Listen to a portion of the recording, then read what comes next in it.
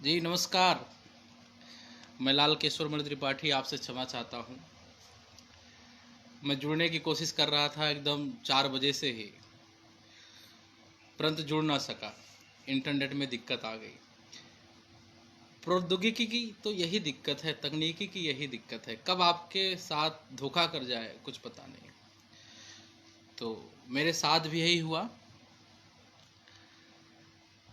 धोखा हुआ। तकनीकी साथ नहीं दे रही थी, इंटरनेट काम नहीं कर रहा था, और मैं अपने वरिष्ठ जनों से इसके लिए क्षमा चाहता हूँ। आदरणीय सर्वेश जी भाई साहब जुड़ चुके हैं, आपको प्रणाम। आदरणीय अजय जी भाई साहब जुड़ चुके हैं, आपको प्रणाम। और अन्य मित्रों का भी इंतज़ार है। तकनीकी की दिक्कत ने मुझे देर कर दिया।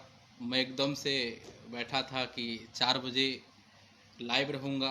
ये मेरे लिए बड़े ही हर्षोल्लास का विषय था कि स्वदेशी चौपाल के एक लंबी श्रृंखला में मुझे आज बोलने का मौका मिला, क्योंकि इस स्वदेशी चौपाल को बड़े बड़े दिग्गजों ने, समाज में की रूपरेखा प्रस्तुत करने वाले दिग्गजों ने अपने ज्ञान से स्वदेशी चौपाल को सिंचित किया है।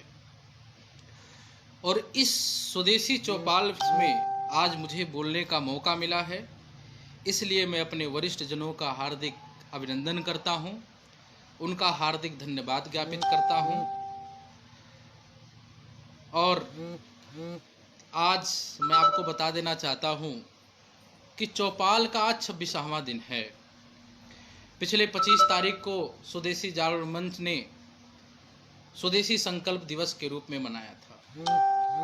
देश के कोने कोने में स्वदेशी संकल्प दिवस मनाया गया, वनवासी क्षेत्रों में मनाया गया, हर एक कोने में मनाया गया।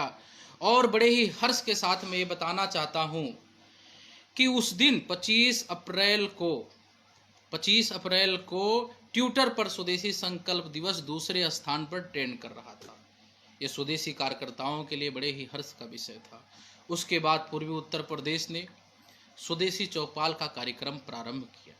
स्वदेशी का कार्यकर्ता लोगों के बीच में जाना चाहता था, समाज में बैठना चाहता था, समाज की समस्याओं को लेकर के, देश की आर्थिक उन्नति को लेकर के। लेकिन इस चाइनीज वायरस की बीमारी ने हमें ये विवश किया कि हम सोशल मीडिया के माध्यम से आपके बीच में आए। चाइनीज वायरस का संकट चल रहा है, पूरी दुनिया तबाह है, पूर्वी उत्तर प्रदेश भी तबाह हो गया। लाखों लोग जो अन्य अन्य प्रदेशों में रोजगार कर रहे थे आज अपने घरों पर हैं। रोजगार का संकट है, आर्थिक मंदी की तरफ देश बढ़ रहा है।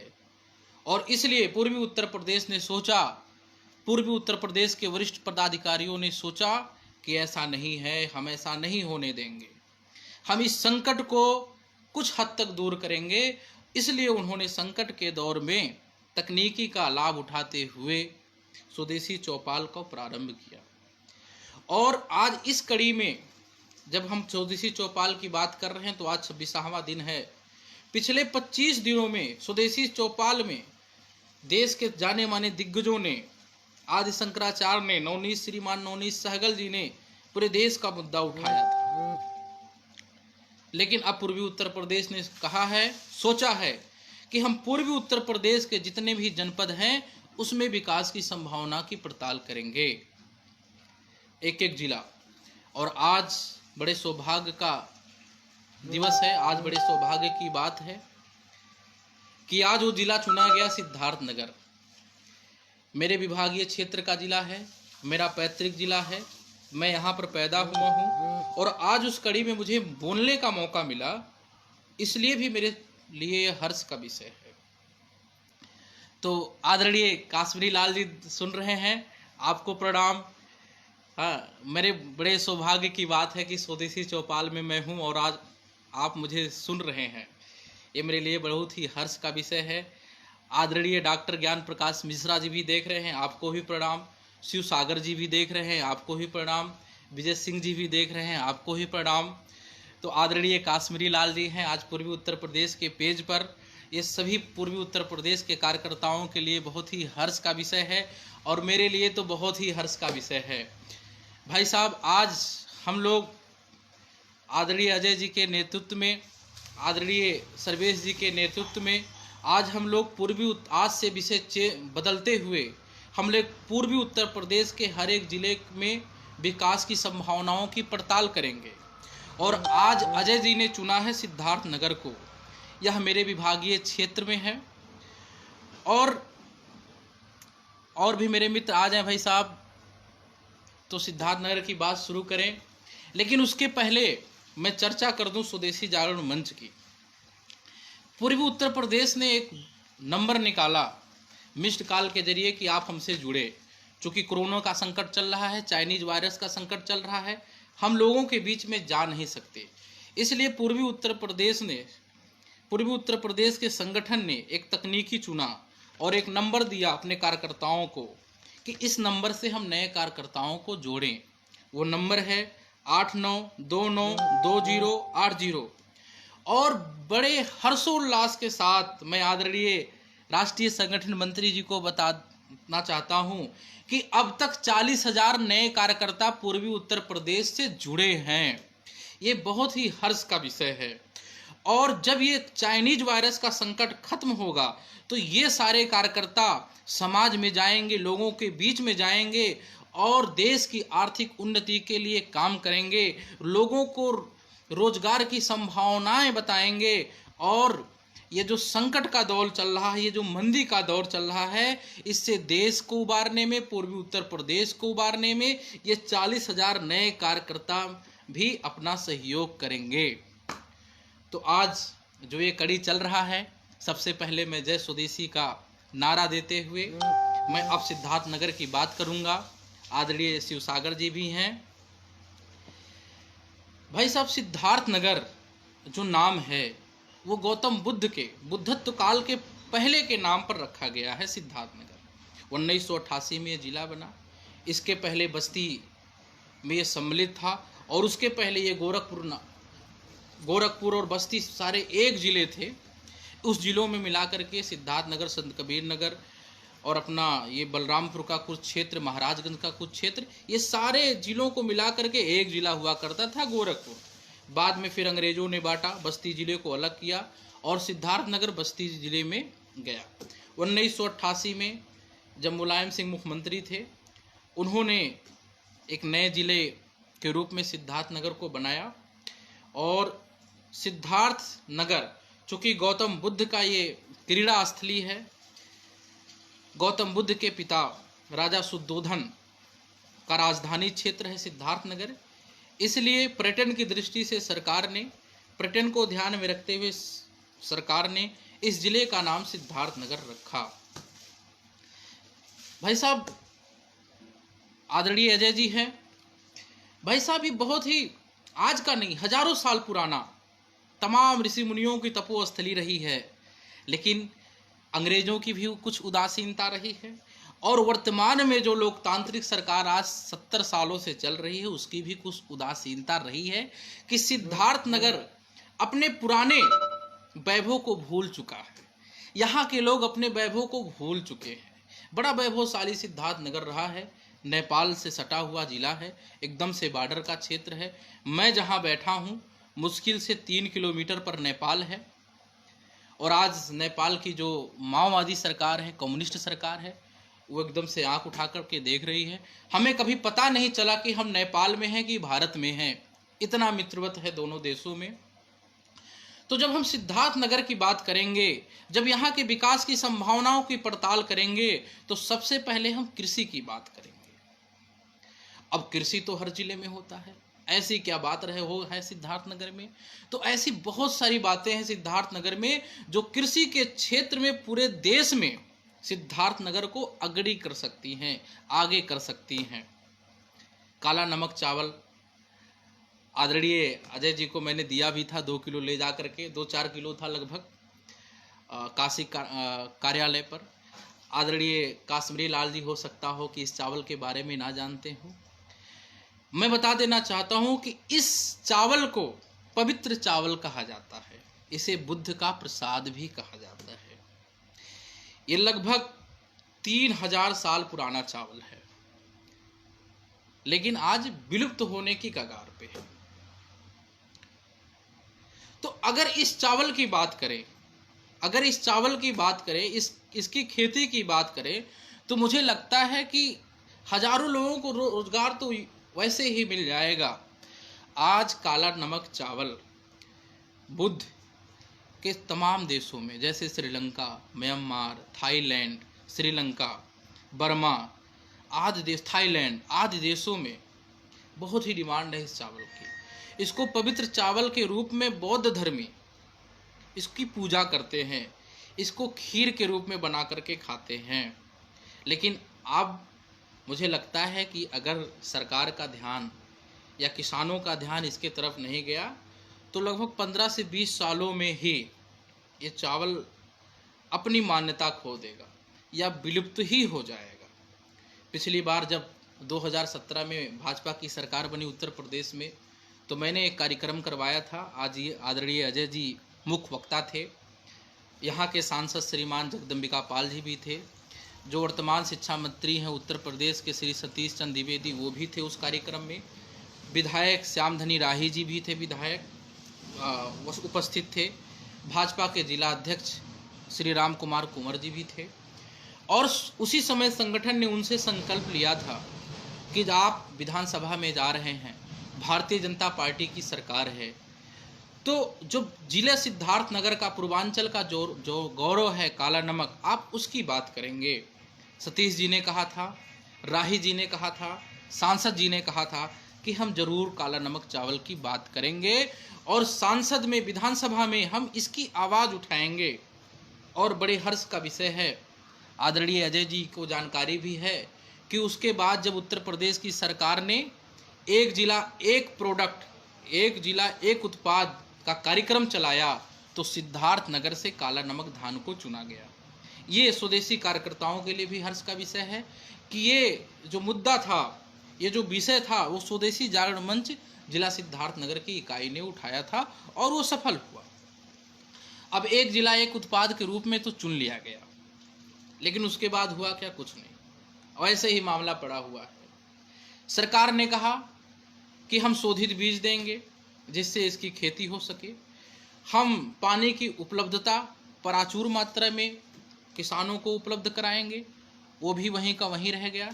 इसके बाद भी स्वदेशी जागरण मंच ने पुनः एक आंदोलन की शुरुआत की और उस समय लगभग 1 वर्ष पूर्व हमने उपेंद्र तिवारी, जो मंत्री भी हैं, कृषि मंत्री भी हैं, नहर के विभाग के मंत्री भी हैं, हमने यहाँ की नहरों के लिए, सिंचाई के साधनों के लिए भी उनसे बातें की। उन्होंने लगभग 60 करोड़ रुपया नहरों की सफाई के लिए दिया, लेकिन वो 60 करोड़ गया कहाँ, पता ही नहीं चला। अब थोड़ा मैं काला नमक चावल के बारे में विस्तृत चर्चा कर दूं। भाई साहब, वर्तमान में गांव में भी इसका मूल्य लगभग 80 रुपया किलो है और आज मैं इंटरनेट पर देख रहा था, गूगल पर सर्च कर रहा था, तो इसकी कीमत लगभग 399 रुपया दिखाई जा रही थी। ये अमेजन एक विदेशी कंपनी है, जो ई-कॉमर्स कंपनी है, उस पर इसकी कीमत थी 399 रुपया, लेकिन गांव में जो बिकता है 80 रुपया किलो के हिसाब से बिकता है। इस प्रकार से अगर 1 एकड़ भी खेती की जाए तो जीविकोपार्जन के लिए बहुत ही बढ़िया होगा। 8,000 रुपये कुंटल है, अगर 1 एकड़ में 2 भी कुंटल हो गया तो लगभग 16 से 17,000 रुपया हो गया, लेकिन पैदावार बहुत ज़्यादा है। अगर यहाँ पानी की उपलब्धता कराई जाए तो लगभग, एक यूएन के अधिकारी हैं रामचेत चौधरी जी, वो कहते हैं कि 18 कुंटल धान 1 एकड़ में, 18 कुंटल के हिसाब से मुझे लगता है 18, रामचेत चौधरी जी बताते हैं कि 1 एकड़ में लगभग 18 कुंटल काला नमक धान पैदा होगा। अब 80 रुपये के हिसाब से, लेकिन किसान कह रहा है भाई साहब हमको 100 रुपये चाहिए, तो उस हिसाब से मात्र 1 एकड़ में लगभग 1,80,000 रुपये का लाभ होगा। लेकिन कैसे लाभ होगा? जबकि काला नमक चावल की खेती होगी। अब काला नमक चावल की खेती होगी ही नहीं तो किसान को क्या लाभ होगा? अब खेती के लिए पानी की आवश्यकता होगी और बड़े ही गर्व का विषय है कि सिद्धार्थनगर को अंग्रेजों ने बड़ी ही प्रचुर मात्रा में नहरें और सागरें दी। मैं थोड़ा सा बता दूं, वहाँ पर एक शहर है, एक जगह है, बर्डपुर, एक कस्बा है, जिसको अंग्रेजों ने एक अंग्रेज अधिकारी था बर्डपुर, उसी के नाम पर उस शहर का नाम बर्डपुर पड़ा। और अंग्रेजों ने काला नमक चावल को पैदा करने के लिए, काला नमक धान को पैदा करने के लिए वहां 12 सागरों के, बड़े बड़े सागरों का निर्माण किया, जो नेपाल की सीमा तक हैं। एक एक सागर 3 से 4 किलोमीटर लंबे हैं, बहुत बड़े बड़े सागर हैं। और उन सागरों से लगभग 243 किलोमीटर लंबी नहरों का निर्माण किया। और इन नहरों का निर्माण सिर्फ और सिर्फ इसलिए किया गया कि काला नमक जो धान है उसका उत्पादन किया जाए। मेरे पास कुछ नाम है नहरों के, जिसमें महली है, बजहा है, मरथी है, स्यूपत है, मसई है, सिसवा है, मोती है, मझौली, बटुआ, ये सागर हैं। इन सागरों से लगभग 243 किलोमीटर लंबी नहरें निकली हैं। और मैं बता दूं भाई साहब, मैंने पहली बार अपने जीवन में 2 लेन की नहरें देखी, वो सिर्फ और सिर्फ बर्डपुर में देखी। मैं लखनऊ में रहता हूँ, बराबर जाता रहता हूँ, मैं दिल्ली भी गया हूँ, अन्य प्रदेशों में गया हूँ, लेकिन मैंने 2 लेन की नहरें नहीं देखी। लेकिन सिद्धार्थ नगर में 2 लेन की नहरें मैंने देखी, और वो अंग्रेजों के द्वारा बनाई गई नहरें थी। अंग्रेजों ने इसलिए बनाया था कि हम प्रचुर मात्रा में काला नमक धान का उत्पादन करेंगे और इसको ब्रिटेन लेकर के जाएंगे। और एक विषय और है, काला नमक धान के उत्पादन के लिए ही अंग्रेजों ने सिद्धार्थनगर में रेलवे लाइन बिछाई कि काला नमक हम उत्पादन करेंगे और रेलवे से, हम मालगाड़ी से इसको लेकर के जाएंगे और हम लंदन पहुंचाएंगे। लेकिन जब से देश आज़ाद हुआ, सारी नहरें अस्त व्यस्त हो गई, सारे सागर अस्त व्यस्त हो गए। और एक विषय और है, यहाँ पर लोग पक्षियों को भी देखने आते थे। इन सागरों में लोग पक्षियों को देखने आते थे, और लोग बताते हैं कि बड़ी दूर दूर से पक्षियाँ आती थीं, साइबेरियन पक्षियाँ आती थीं। और उन पक्षियों के कुछ नाम हैं, जैसे एक कायमा है, लासर है, साइबेरियन सारस है, मुर्गाबिया है, सुरखाबो है, कायमा है। ये पक्षियाँ भी नवंबर के महीने में इन सागरों में आ जाती थी। और इन पक्षियों को देखने के लिए दूर दूर से, अन्य प्रदेशों से भी अंग्रेज यहाँ आया करते थे। अन्य लोग भी अपने यहाँ से इन पक्षियों को देखने जाया करते थे। लेकिन अब ये पक्षियाँ भी गायब हैं, पक्षियाँ भी दिख नहीं रही हैं। कारण क्या है? कारण ये है कि जब लोकतांत्रिक सरकार ने, जब भारत आज़ाद हुआ, तो सरकार ने इस तरफ ध्यान ही नहीं दिया। सरकार ने किसानों की तरफ ध्यान ही नहीं दिया। सरकारें तो अपनी राजनीति में व्यस्त हो गई। अब क्या किया है सरकारों ने? सरकारों ने इन 12 सागरों को मछली पालन के लिए दे दिया। लो भाई, मछली पालो। अब उन्हें किसानों की चिंता रह नहीं गई। इतने सारे नहर थे, सारे सूखे पड़े हैं। पिछली बार हमने यहाँ के डीएम जो थे कुणाल सिल्कू जी, उनसे कहा कि भाई साहब, नहरों की हालत बहुत बुरी है। 60 करोड़ रुपया वर्तमान सरकार ने दिया भी था, वो कहाँ गया कुछ नहीं पता। तो उन्होंने डायरेक्टली हमसे कह दिया कि बहुत अच्छी है, हम तो देखे हैं, नहरों की व्यवस्था बहुत अच्छी चल रही है। लेकिन आदरणीय काश्मीरी लाल जी का कभी आना हो, आदरणीय अजय जी का आना हो, सर्वेश जी का कभी आना हो, तो मैं दिखाऊंगा। आप भी उस सिंचाई प्रणाली को देख करके आश्चर्यचकित होंगे कि अंग्रेजों ने क्या नहर प्रणाली बनाई थी, काला नमक धान को पैदा करने के लिए क्या सिंचित व्यवस्था बनाई थी। और उस नहर प्रणाली को जमींदारी नहर प्रणाली भी कहते हैं। 2-2 लेन की नहरें थी। और उस समय जो उन्होंने नहरें बनाई थी, उससे 40,000 हेक्टेयर सिंचित होता था। आज 1,000 हेक्टेयर भी सिंचित नहीं होता है। तो काला नमक धान कैसे पैदा होगा? तो मैं वादा करता हूं मैं ये वचन देता हूं अपने वरिष्ठ पदाधिकारियों की कि ये लॉकडाउन खत्म होने के बाद, मैंने 2 साल से लड़ाई जारी रखी है स्वदेशी जागरण मंच के बैनर तले, इसको फिर से मैं चालू करूंगा। बट मझौली सागर जो है, बजहा सागर जो है, आप मतलब इतना बड़ा सागर है, मानव निर्मित इतना बड़ा सागर है कि भाई साहब आंखों से दूसरा तट नहीं दिखता। उसको इन लोगों ने क्या किया है, मछली पालन के दे दिया। पानी है ही नहीं, तो किसानों ने क्या किया? अच्छा, अब आप लोग सोच रहे होंगे भाई साहब ये पानी की इतने क्या जरूरत पड़ गई? तो काला नमक धान को पैदा करने के लिए, 1 किलो काला नमक धान को पैदा करने के लिए लगभग 40 लीटर पानी की आवश्यकता होती है। मतलब अगर धान खेत में खड़ी हो तो लगभग 2 फुट पानी खेतों में होना चाहिए। क्योंकि कहते हैं लोग कि जितनी काई होगी खेत में उतना अच्छा पैदावार होगा, उतना अच्छा सुगंध होगा। अच्छा, इस फसल में जैविक जो रसायन हैं, जो जैविक खाद हैं, उन्हीं की ज़रूरत है, लेकिन रासायनिक खादों की ज़रूरत नहीं है। तो इनसे ज़्यादा इसको पानी की ज़रूरत है, और पानी की उपलब्धता जो लोकतांत्रिक सरकार है वो करवा नहीं पा रही है। इसलिए काला नमक धान अपने विलुप्त होने के कगार पर है। एक जिला एक उत्पाद के रूप में तो चुन लिया गया, लेकिन काम कुछ नहीं हुआ। मेरे एक मित्र हैं सिंगापुर में, मैंने उनसे बात किया था काला नमक चावल के लिए, तो उन्होंने कहा था कि हमारे सिंगापुर में एक कस्बा है जहाँ सिर्फ बौद्ध रहते हैं, अगर उनको ये काला नमक दिया जाए तो वो 1200 रुपया किलो भी खरीदने को तैयार हैं, क्योंकि वो मानते हैं कि ये गौतम बुद्ध का प्रसाद है, और है भी गौतम बुद्ध का प्रसाद। जब गौतम बुद्ध को बुद्धत्व की प्राप्ति हुई तो उपवास उन्होंने जो खीर खाकर तोड़ा था, वो खीर काला नमक चावल का बना था। और ज्ञान प्राप्ति के बाद जब वो अपने महल में आए, अपने महल नहीं, अब छोड़िए, वो तो सांसारिक रूप से विरक्त हो गए थे, अपने पिता के महल में आए, राजा शुद्धोधन के पास आए।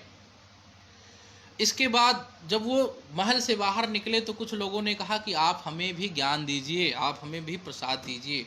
तो उन्होंने काला नमक चावल के कुछ दाने उन अपने शिष्यों को प्रदान किए, इसलिए उसको बुद्ध का प्रसाद भी कहा जाता है। लेकिन आज बुद्ध का प्रसाद विलुप्त होने की कगार पे है, और स्वदेशी जागरण मंच के कार्यकर्ता के नाते मैं ये वचन देता हूँ अपने संगठन के पदाधिकारियों को कि जैसे ही कोरोना का संकट खत्म होगा, जैसे ही चाइनीज वायरस का संकट खत्म होगा, मैं गांव-गांव में जितने भी हमारे कार्यकर्ता हैं सबको लेकर के काला नमक धान की लड़ाई लड़ी जाएगी। पिछली बार आदरणीय मुख्यमंत्री जी ने कहा था कि हम काला नमक चावल को भी खरीदेंगे, धान मतलब इसके धान को भी खरीदेंगे, लेकिन कहीं भी खरीदारी की व्यवस्था नहीं हुई। धान की खरीदारी तो होती है, लेकिन काला नमक धान की खरीदारी होती ही नहीं है। अब किसानों के सामने संकट यह जाता कि भाई साहब हम पैदा तो कर लिए 10 कुंटल, अब इसको बेचे कहाँ, मार्केट ही नहीं है। तो सरकार ने कह तो दिया, लेकिन सरकार उदासीन है। अब मंच सरकार को याद दिलाएगा कि भाई साहब किसानों का काला नमक धान है, उसको खरीदना होगा, उसके लिए आपको व्यवस्था करना होगा। अभी देखिए धान का फसल, लोग धान की तैयारी कर रहे हैं, खेतों को जोत रहे हैं, ब्लॉकों पर अन्य धानों के बीज तो आ गए, लेकिन एक जिला एक उत्पाद के रूप में चयनित जिला सिद्धार्थनगर है, लेकिन किसी भी ब्लॉक पर काला नमक धान का बीज अभी तक नहीं आया है और ना आएगा।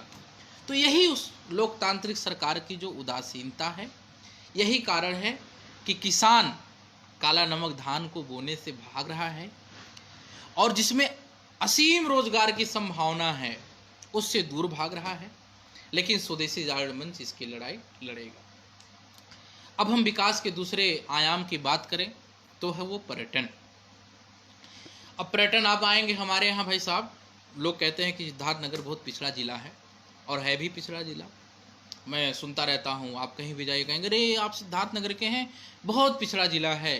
लेकिन मैं विश्वास दिलाता हूँ कि आप आइए, किसी भी रोड पर आइए, आपको यहाँ विदेशी दिख जाएंगे। अब पिछड़ा जिला है तो विदेशी कैसे? तो पर्यटन की दृष्टि से बहुत ही विकसित जिला है ये, लेकिन सरकार विकसित नहीं कर पाई। अगर सरकार थोड़ा भी ध्यान दे दे तो मुझे लगता है कि पर्यटन के क्षेत्र में रोजगार की यहाँ असीम संभावना है।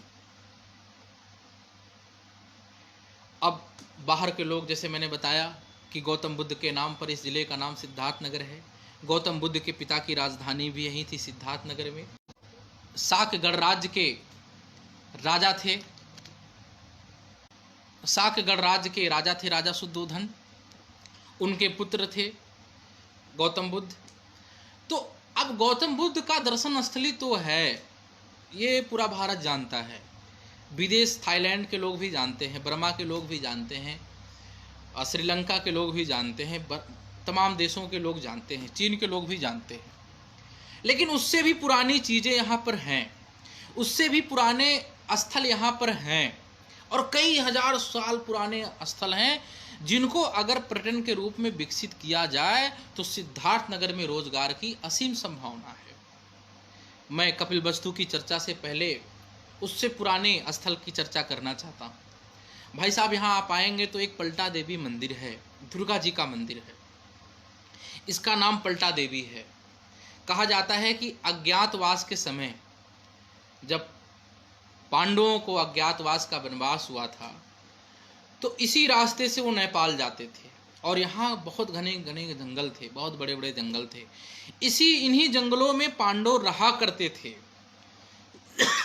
और जब अज्ञातवास खत्म होने का समय आया तो उन्होंने यहाँ पर माँ दुर्गा की अर्चना की और माँ दुर्गा से वर मांगा कि अगर हमारा राज्य हमें पुनः मिल गया तो हम एक मंदिर का निर्माण करेंगे।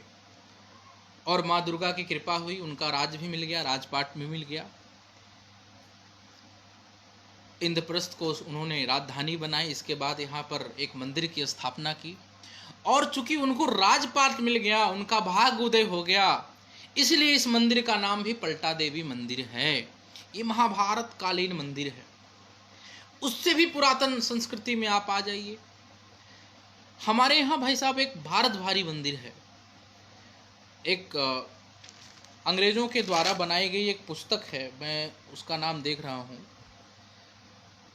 हाँ, United provinces of Awadh and Agra के वॉल्यूम 22 में ये लिखा गया है कि 1875 में जिस स्थल की बात मैं कर रहा हूँ उसका नाम भारत भारी है। भारत भारी में मेला लगा था और उसमें रिकॉर्ड तोड़ भीड़ हुई थी। एक दिन में वहाँ 50,000 लोगों ने एक कुंड वहाँ पर बना हुआ उसमें दर्शन किया था। ये भाई साहब 1875 की बात है। ये United province of Awadh and Agra के वॉल्यूम नंबर 32 में लिखा हुआ है। अब भारत भारी का भी इतिहास बड़ा पुराना है, लेकिन वर्तमान सरकार उस पर काम कर रही है। इसके पहले कुछ काम ही नहीं हुआ। भारत भारी हम तो बचपन में सुनते थे कि भारत भारी ये बड़ा मेला लगता है, बहुत मेला बच्चों से पूछिएगा हमारे यहाँ तो बोलेंगे भारत भारी का मेला लगता है, लेकिन भारत भारी है क्या किसी को नहीं पता। ना सरकारों ने बताने की कोशिश नहीं, ना जनप्रतिनिधियों ने काम किया वहाँ पर, ना अधिकारियों ने काम किया। भारत भारी भाई साहब यहाँ पर एक मंदिर है, डुमरियागंज तहसील है, विधानसभा क्षेत्र भी है। वहाँ पर एक स्थल है भारत भारी, उसका नाम है। कहा जाता है कि राजा दुष्यंत के पुत्र भरत ने उसको अपना राजधानी बताया था।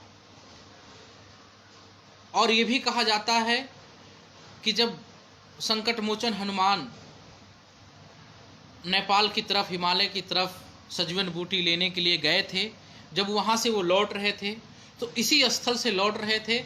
और उस समय भरत मुनि वहीं पर जहाँ आज भारत भारी है, त्रेता युग में वहीं पर तपस्या कर रहे थे, वहीं पर अपना कुटी बना कर रह रहे थे।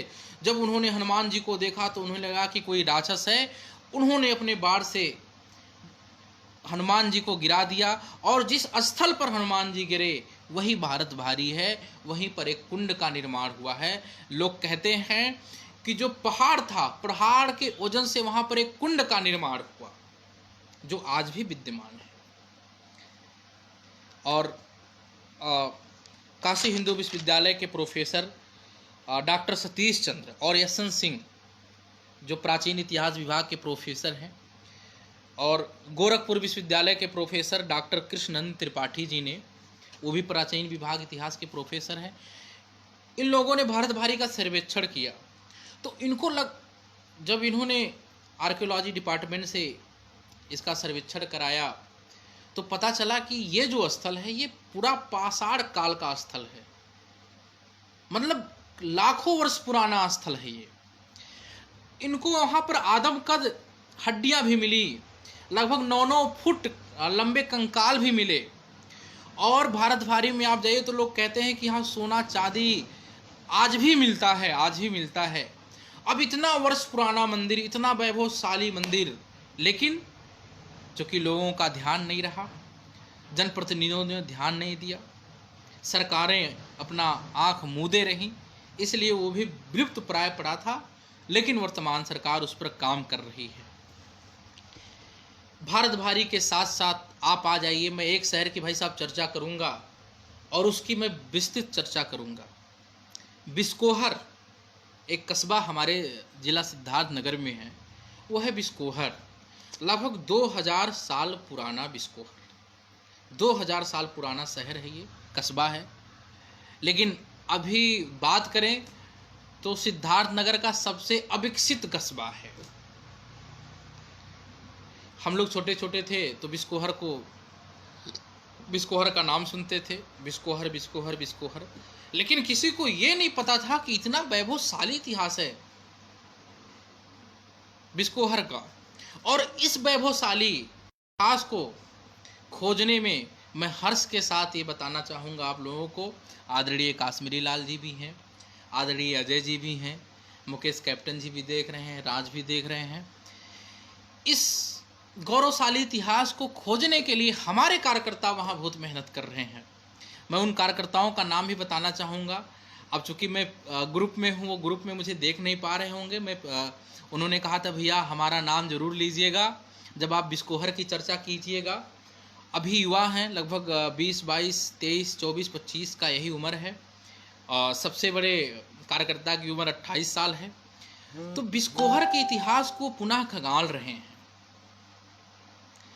और मैं बताना चाहूँगा कि एक कार्यकर्ता के नाते और एक संगठन के कार्यकर्ता के नाते, क्योंकि वो हमारे संगठन के कार्यकर्ता हैं, मुझे बहुत ही हर्ष हो रहा है ये बताते हुए कि वहाँ पर 365 मंदिर था, 365 कुआं था, सब विलुप्त हो गया था, सब गायब हो गया था, लेकिन हमारे कार्यकर्ता खोज रहे हैं। लगभग 2 महीनों से उनका खोज चल रहा है और आज लगभग 15 से 20 मंदिरों को खोज चुके हैं और उनका पुनरुद्धार चल रहा है। लोग कहते हैं, राज तो जानता होगा, लोग कहते हैं कि यहाँ पर कभी सोनभद्र नदी बहा करती थी, अब जो सूख गई है। आज भी वहाँ पर बूढ़ी राप्ती नदी बहती है। और पुरातन काल में लगभग 2000 साल पहले काठमांडू से अन्य प्रदेशों से लोग वहाँ व्यापार करने आते थे और बड़ा ही समृद्ध, सांस्कृतिक समृद्धशाली शहर रहा है बिस्कोहर। 365 कुआं और 365 मंदिर वहाँ आज भी है, लेकिन लोग कब्जा करके रखे हैं काशी विश्वनाथ मंदिर के गलियारे की तरह। हमारे कार्यकर्ता उसको निकालने का प्रयास कर रहे हैं। अभी हम लोगों ने एक कार्यक्रम बनाया है कि जब ये लॉकडाउन खत्म होगा, हम केंद्र के पर्यटन मंत्री से, उत्तर प्रदेश सरकार के पर्यटन मंत्री से मिलेंगे और स्वदेशी जागरण मंच के बैनर तले यह मांग करेंगे कि इस सांस्कृतिक शहर को पुनर्जीवित किया जाए। डॉक्टर विश्वनाथ त्रिपाठी जो कि प्रख्यात साहित्यकार हैं, उन्होंने अपने किताब में लिखा है कि बिस्कोहर, जिसे हजारी प्रसाद द्विवेदी दूर से ही प्रणाम कर लिया करते थे कि आप बिस्कोहर के हैं, वही बिस्कोहर जो भगवान शिव का शहर है। बिस्कोहर, पहले इसको बिसहर के नाम से जाना जाता था, कि मतलब बिस्कोहर आने से जितने पाप हैं, जितने दुख संकट हैं, भगवान शिव हर लेते हैं, इसलिए उसका नाम बिसहर था और आज उसको बिस्कोहर कहा जाता है। हम लोगों ने तय किया है कि उस शहर का नाम बदला जाए और हम ये मांग करेंगे वर्तमान सरकार से कि उसका नाम श्री धाम बिस्कोहर किया जाए। और मैं वहाँ पर काम कर रहे कार्यकर्ताओं के नाम भी बताना चाहूँगा। मनीष हैं, वैभव हैं, कौशल हैं, विकास हैं, तमाम कार्यकर्ता हैं। लगभग 70 से 80 कार्यकर्ता हैं जो उसके लिए काम कर रहे हैं। आज मनीष बता रहा था कि भैया बिस्कोहर वो शहर है, जब महात्मा गांधी का 100 यात्रा निकाला जा रहा था तो सिद्धार्थनगर का यही एक कस्बा था जहाँ पर उनके 100 को 1 घंटे रखा गया और पूरे कस्बे को घुमाया गया, क्योंकि ये कस्बा ऐसा है जहाँ पर तमाम वीर स्वतंत्रता सेनानी भी पैदा हुए, क्रांतिकारी भी पैदा हुए, आर्य समाजी भी पैदा हुए। और ये करपात्री महाराज का भी पुण्य भूमि है। करपात्री महाराज बराबर यहाँ आया करते थे। वर्ष में मनीष बता रहा था कि भैया 3 से 4 बार करपात्री महाराज जी का यहाँ पर दर्शन हो जाता था। और अभी एक मंदिर की खोज किया है उसने, बता रहा था कि भैया वो मिट्टी के नीचे दबा हुआ था, हम लोगों ने खोज किया है, वो थोड़ा सा टूट गया था। और अभी हम लोग आर्कियोलॉजी विभाग को भी लिखेंगे स्वदेशी जागरण मंच के पैड पर कि खोजा जाए। मुझे लगता है कि अगर आर्कियोलॉजी डिपार्टमेंट रिसर्च करता है तो लगभग वो 1.5 से 2,000 साल पुराना मंदिर निकलेगा। लेकिन सरकार को इसके बारे में नहीं पता, जनप्रतिनिधियों का ध्यान नहीं। स्वदेशी जागरण मंच इसकी पड़ताल करके, बिस्कोहर की पड़ताल करके वहाँ रोजगार की संभावनाओं को पैदा करेगा, पुरातन बिस्कोहर को पुरातन संस्कृति में ले जाएगा। जिस प्रकार से बिस्कोहर में पूरे देश से लोग आया करते थे, काठमांडू तक से लोग आया करते थे। पुनः अगर स्वदेशी जागरण मंच के कार्यकर्ताओं ने मेहनत से काम किया तो पूरे भारत से लोग वहां दर्शन करने जरूर आएंगे और इस पर्यटन के नाते रोजगार जरूर उपलब्ध होगा। तो अभी मैंने बिस्कोहर की बात की, पलटा देवी मंदिर की बात की, अब मैं कपिलवस्तु की बात कर लूँ। आप यहाँ आएंगे भाई साहब, कभी मौका मिले तो आप आइए, मैं आप लोगों को घुमाऊंगा। यहाँ बर्डपुर क्षेत्र है जहाँ पर काला नमक धान पैदा होता है। वहीं के आसपास कहीं पर गौतम बुद्ध के पिता राजा शुद्धोधन की राजधानी थी कपिलवस्तु, और आज भी उसके अवशेष मिलते हैं। मैंने वहाँ काम भी किया है। वहाँ पिपराहवा है, गनवरिया है, जिसके बगल में बिजली फीडर भी है। आप वहाँ जाएंगे तो गौतम बुद्ध के अवशेष मिलेंगे। और पूरी दुनिया से, थाईलैंड से, श्रीलंका से, जितने भी बौद्ध देश हैं, चीन से, वहाँ पर श्रद्धालु आते रहते हैं, लेकिन टिकते नहीं हैं। आए बस से चले गए। अब टिकेंगे कैसे भाई? जब रहने की सुविधा मिलेगी, बैठने की सुविधा मिलेगी, पानी की सुविधा मिलेगी, तभी पर्यटक यहाँ रुकेगा। यहाँ ऐसी कोई सुविधा नहीं है। मतलब विकास की संभावना खूब है, लेकिन विकास हुआ नहीं है। और उसी संभावनाओं को स्वदेशी जागरण मंच की जिला इकाई चाइनीज वायरस की संकट खत्म होने के बाद शुरू करेगा कि वहाँ पर रोजगार की संभावना विकसित हो। अगर यहाँ पर होटल बने, ठहरने के स्थान बने, तो तमाम लोगों को रोजगार मिल सकता है। हाँ, एक चीज़ जो मैं और बताऊँ भाई साहब, यहाँ गन्ने की खेती भी खूब होती थी। लगभग मैं अभी देख रहा था 70,000 हेक्टेयर के क्षेत्र में खेती होती थी। आज वो 4 से 5,000 हेक्टेयर बचा है। पहले नेपाल में एक चीनी मिल हुआ करता था, पूरे जिले का गन्ना चीनी मिल में होता था, उसी नेपाल के चीनी मिल में जाता था। लेकिन अब नेपाल का वो चीनी मिल बंद हो गया। वर्तमान सिद्धार्थनगर में कोई चीनी मिल है नहीं, तो किसानों ने गन्ना का उत्पादन खत्म कर दिया। तो इस प्रकार से जब हम सिद्धार्थनगर के विकास की संभावना की तलाश करेंगे, तो मुझे लगता है कि कृषि के साथ साथ पर्यटन की यहाँ पर अहम भूमिका है। आदरणीय चंद्र प्रकाश जी नमस्कार। आपने लिखा है लहरा देवी का मंदिर भी शायद इसी क्षेत्र में है, वो महाराजगंज जिले में पड़ता है। लेकिन उससे पुराना मंदिर अपने यहाँ जो पलटा देवी मंदिर है, भारत भारी है, वो हमारे ज़िले में नहीं है, लेकिन हमारे विभाग क्षेत्र के ज़िला महाराजगंज में वो है। हम जब महाराजगंज की बात करेंगे तो लेहड़ा की ज़रूर बात करेंगे। और अगर कोई कार्यकर्ता हमारा जो महाराजगंज से हो, संत कबीर नगर से हो, मेरे विभाग क्षेत्र के किसी भी ज़िले से हो, इस संकट के बाद, ये जो कोरोना का संकट चल रहा है, इसके बाद रोजगार की उपलब्धता के लिए, रोजगार की संभावनाओं को बढ़ाने के लिए हम समाज में निकलेंगे, लोगों के बीच निकलेंगे, गांव में निकलेंगे।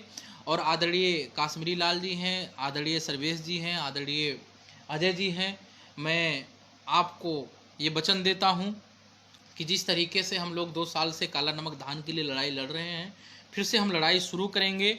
और इस बार आप लोगों को मैं इस पुण्य धरती पर भी बुलाना चाहूँगा कि आप लोगों के आशीर्वाद से जो आंदोलन है स्वदेशी का, वो और मजबूती से चले और पुनः ये धरती भगवान गौतम बुद्ध की धरती, हाँ, माता जगदम्बा की धरती, जोग माया की धरती, पुनः काला नमक धान के पहल से लहलहा उठे। और जैसे पुरानी सांस्कृतिक रूप से इसकी विरासत बड़ी मजबूत थी, पूरा इसका विरासत मजबूत हो। इसी शुभकामना के साथ मैं अपनी बारी को विराम देना चाहता हूं। और आदरणीय जो संगठन के उच्च पदाधिकारी हैं उनको धन्यवाद देना चाहता हूं कि आपने एक सामान्य कार्यकर्ता को स्वदेशी चौपाल में बोलने का मौका दिया। आप सभी को प्रणाम। जय स्वदेशी, वंदे मातरम, जय श्री राम।